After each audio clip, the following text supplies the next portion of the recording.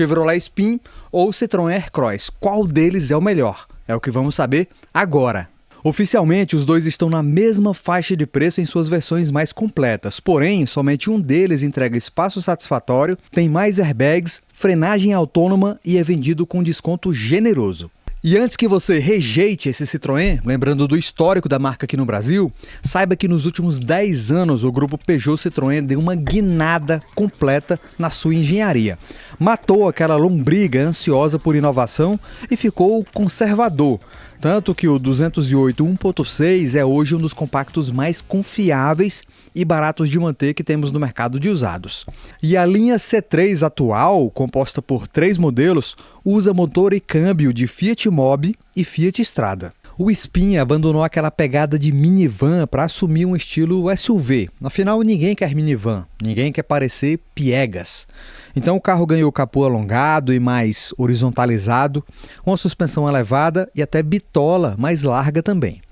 Nela, os faróis são full LED, enquanto no Aircross temos faróis halógenos com refletor simples. Parece algo de carro popular de antigamente. Rodas, 17 polegadas no Aircross e 16 no Spin.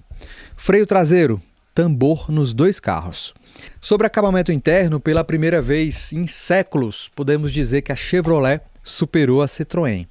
E não somente porque a Chevrolet melhorou, mas porque a Citroën já não é mais aquela de antigamente. Então ela aposta mais na simplicidade.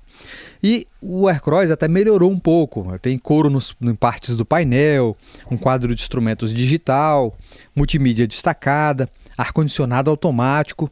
Gostei até dos tweeters corretamente posicionados em direção ao fundo da cabine. Mas ainda assim tem um tempero indiano bem patente. Não que seja ruim, mas é que eu não consegui digerir ainda. Talvez no convívio se acostuma com essa simplicidade, tal qual nos acostumamos com o Etios, com o próprio Mille também. O Spin não é grande coisa e nem couro no painel tem, mas tudo me parece mais harmônico, mais bonito. Painel digital e multimídia são maiores, o ar-condicionado digital tem comandos giratórios. Nos dois carros os comandos são muito bons. Eu entendo que essa questão do acabamento é bem pessoal. Tem gente que não liga. Eu gosto de um acabamento mais interessante, mas no dia a dia eu nem lembro o quão bom ou quão ruim é o acabamento do meu carro. Eu só vou lembrar se fizer algum ruído diferente, algo do tipo. Mas eu não saio batendo no painel, batendo ali nos acabamentos de porta. O importante num carro popular é realmente que não faça barulho. Nos dois carros aqui eu acredito que o Citroën eu nunca rodei num exemplar com alta quilometragem, mas o Spin, os que eu rodei, não tem barulhos internos incômodos. Pela simplicidade do Citroën, eu acredito que também não tenha. E vamos ao comparativo de equipamentos. Somente o Spin tem chave presencial para destravamento das portas. O curioso é que o destravamento é feito na aproximação, porque a maçaneta não tem botão ou sensor para destravamento. E o carro também tem partida do motor no botão. É curioso que o botão fica bem no lugar onde ficaria a chave. Nota-se que o painel realmente não foi preparado para receber o botão de partida. Além disso, tem carregador sem fio para celular, retrovisor interno eletrocrômico e alça de teto também para o carona.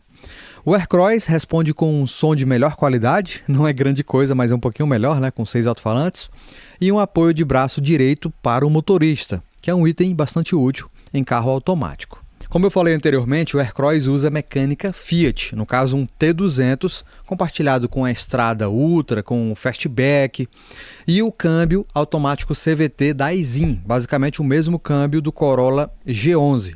Um câmbio CVT relativamente bom, tá? Ele começou a dar problema aqui nos Corollas depois de praticamente 10 anos de uso. Então é um câmbio que pode ser considerado bom. Não é robusto como um câmbio automático convencional, no caso do Spin, mas dentre os câmbios do tipo CVT, é um câmbio bom. O Aircross é um carro bem esperto na cidade, são 20 kg de torque, então ele responde bem, e esse torque está ali nas primeiras rotações, então é um carro bem agradável de usar em relação a isso. Se fosse possível dirigir com olhos vendados, qualquer pessoa habituada a Fiat diria que o Aircross é um carro da Fiat. Acelerador, direção, suspensão, até a escolha dos pneus parece típico de carro da marca italiana.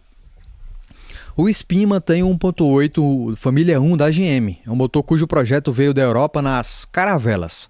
Não é o mesmo motor do Corsa Wind, ele evoluiu bastante nos últimos anos e hoje é gerenciado pelos módulos mais modernos que existem. São esses módulos que permitem deixá-lo tão econômico, um motor que parece tão rudimentar, mesmo assim é eficiente. A sua principal vantagem é o custo de manutenção no longo prazo. Ele não tem correia banhada, não tem injeção direta, não tem turbo, não tem intercooler, não tem comando variável, tem um bloco de ferro fundido como motor tradicional. Porém, não é páreo para o T200. Como eu falei, o motor turbo oferece uma faixa de torque muito mais ampla, muito mais generosa e o 1.8 do Spin parece que tem um buraco ali nas primeiras rotações em que falta um pouco de força. Então, não dá para competir com um motor sofisticado com injeção direta e turbo, intercooler moderno, mesmo que 3 cilindros. No longo prazo, talvez essa desvantagem do 1.8 se transforme em vantagem, porque a conta da oficina acaba sendo muito menor. E também é um motor que vai bem com combustível adulterado e manutenção mais negligente. O T200 não. O T200 é um motor mais sofisticado e vai exigir uma mão de obra qualificada e um pouco mais de atenção no combustível. E sabe o que é irônico de tudo isso? É que o projeto mais moderno aqui desse duelo, que é o da Stellantis, com plataforma modular, compartilhada com alguns carros europeus e tal, não tem os mesmos recursos de segurança ativa e passiva do projeto antigo do Spin. Assistente de permanência em faixa, só o Chevrolet tem. Alerta para frenagem e frenagem autônoma, só o Chevrolet tem. Airbags Cortina, que abrangem as 3 filas, também só o Chevrolet. São 6 airbags no Spin e apenas 4 no Aircross. Em termos de conforto, a minha avaliação é que o Citroën ganha por uma pequena margem do Spin. São 2 carros confortáveis, tá? Chevrolet tradicionalmente opta por suspensões mais macias e a Citroën com um ajuste típico de Fiat bem mais complacente. Então os 2 carros enfrentam muito bem os desafios do dia a dia, desse solo lunar que nós temos nas capitais. Em termos de ergonomia, aí eu vejo uma pequena vantagem do Citroën, do Aircross, nas 2 primeiras filas. Sobre a terceira fila nós vamos conversar daqui a pouco. Até porque espaço é o assunto mais importante aqui. Tudo que eu falei anteriormente é compartilhado com diversos outros carros. Inclusive, na mesma faixa de preço, para quem quer 5 lugares, existem carros muito melhores do que esses 2. Então, bora falar dessa questão do espaço interno. Na segunda fila, os 2 carros têm espaço para 2 adultos ou 2 cadeirinhas travadas no Isofix. Caso 3 adultos tentem viajar ali, um deles precisa ter o corpício do Isaac Sprague para encaixar a escápula e não sentir o cinto roçando no ombro esquerdo. Os 2 têm porta-treco nas portas, tomadas USB para carregamento e somente o Aircross tem luz de cortesia no teto. Novidade bem-vinda nele é o controle de vidro elétrico na porta. Antes, ficava no console central e exigia um contorcionismo bem chatinho de fazer. Sobre ventilação, só o Spin tem difusor de ar-condicionado na parte de baixo. Ali o vento sai gelado porque vem direto da caixa evaporadora. Mas eu acredito que seria melhor ter os difusores de teto, como no Trailblazer e no Spin tailandês. Sim, a Chevrolet projetou saídas de ar no teto do Spin, mas não oferece a nós brasileiros. O Aircross usa uma tecnologia curiosa, um ventilador de teto que capta e distribui o ar frio jogado pelos difusores centrais do painel. Me parece um método mais eficaz do que o Spin brasileiro, porque consegue levar vento até a última fila.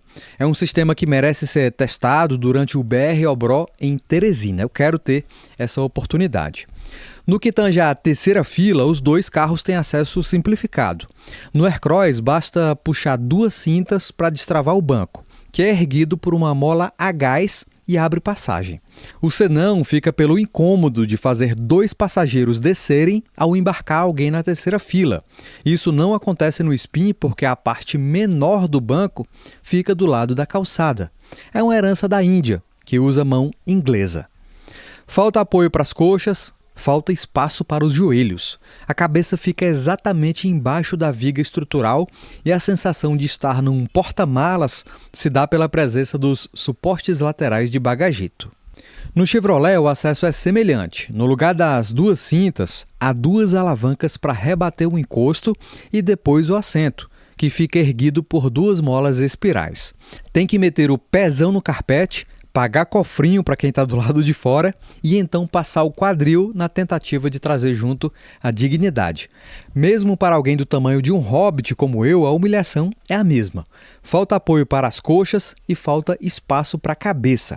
Pelo menos aqui é possível negociar com quem está na frente um pouco de espaço para os pés e para os joelhos, visto que a segunda fila tem ajuste de distância e inclinação.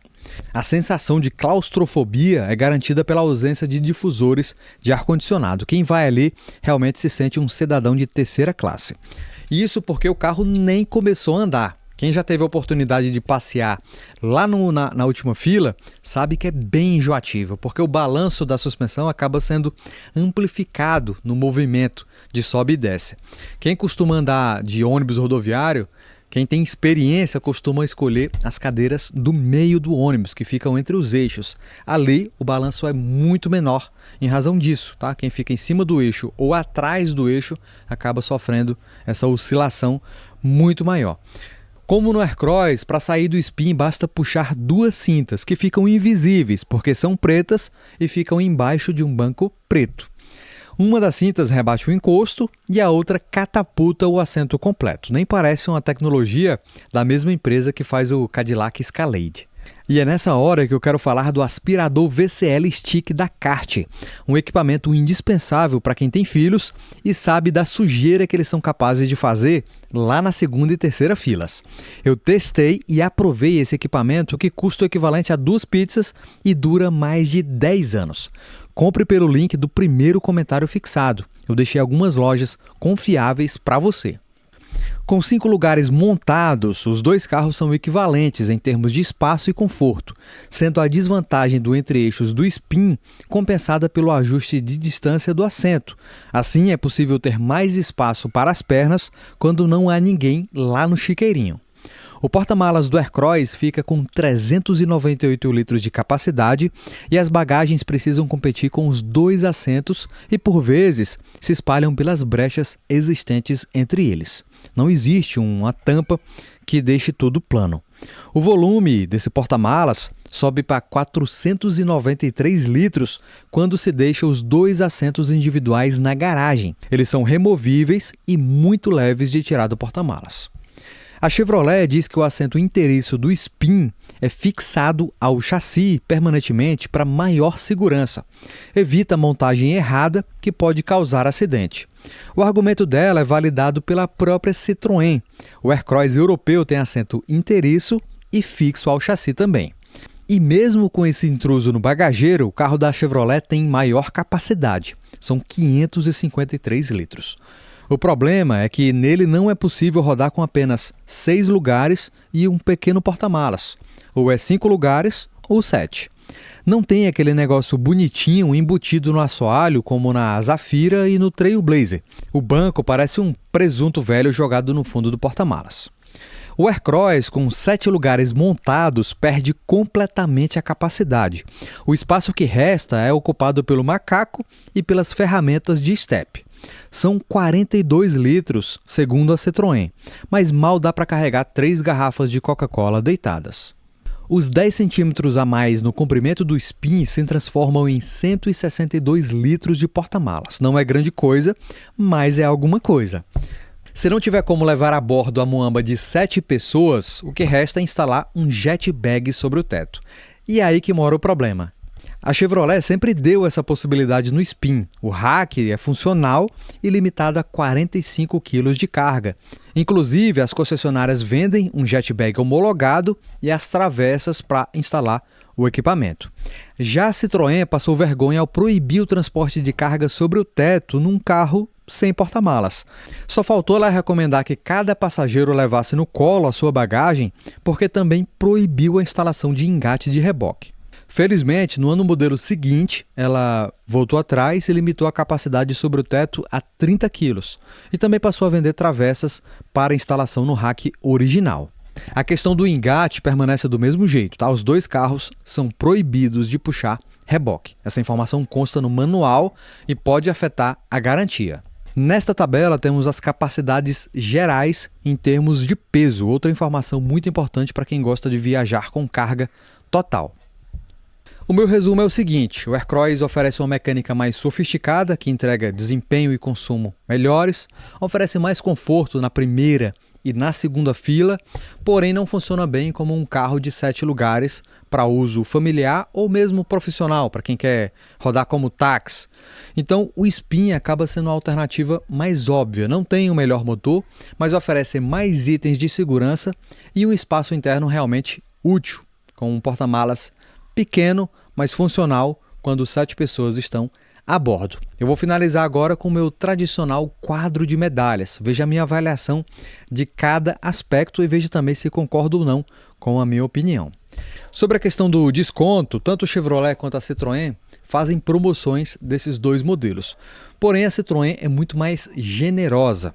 O modelo aí, Aircross Shine, que é oferecido a R$154 mil, mais ou menos, é visto nas concessionárias por 130, 132. Então é um valor muito bom. Porém, tem essa questão se realmente o carro vai entregar o que propõe a uma família grande. Muito obrigado por assistir até aqui e até a próxima.